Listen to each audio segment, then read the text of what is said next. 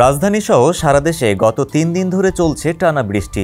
বিভিন্ন অঞ্চলে উদ্ভব হয়েছে বন্যা পরিস্থিতির। এর মধ্যেই বাংলাদেশের মানুষ টের পেল না পৃথিবীর ইতিহাসে গত ৯ জুলাই স্মরণকালের তৃতীয় ক্ষুদ্রতম দিনটি পার করে ফেলেছে তারা। শুধু বাংলাদেশ কেন, অন্য দেশগুলোর মানুষের পক্ষেও হয়তো তা অনুধাবন করা কঠিন, কিন্তু এটাই সত্য।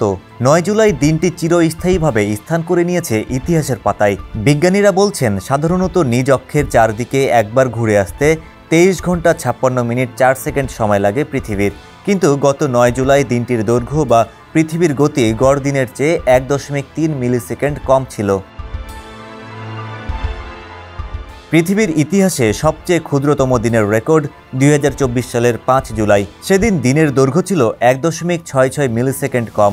এরপর 2023 সালের 16 জুলাই ছিল দ্বিতীয় ক্ষুদ্রতম দিন। সেদিনের দৈর্ঘ্য ছিল 1.31 মিলিসেকেন্ড কম। এরপরই অবস্থান চলতি বছরের 9 জুলাইয়ের।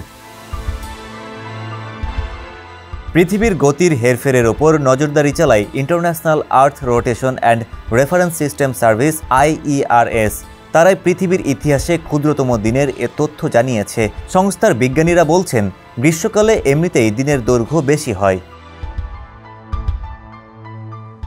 IERS বলছে, দিনের দৈর্ঘ্য যে কমেছে তা অনুধাবন করা কঠিন, কারণ মানুষের চোখের একবার গড় পলক ফেলতেই লাগে 100 মিলিসেকেন্ড। তার তুলনায় দিনের দৈর্ঘ্য কমার এই পরিবর্তন নগণ্য। তবু গত কয়েক বছরে পৃথিবীর ঘূর্ণন অপ্রত্যাশিতভাবে দ্রুত হয়েছে। 2020 ও 22 সালে পারমাণবিক ঘড়ির মাধ্যমে তা শনাক্ত করা হয়। বিজ্ঞানীরা বাতাস ও পৃথিবীর চৌম্বক ক্ষেত্রের পরিবর্তন থেকে শুরু করে নানা কারণ অনুমান করেছেন এর জন্য।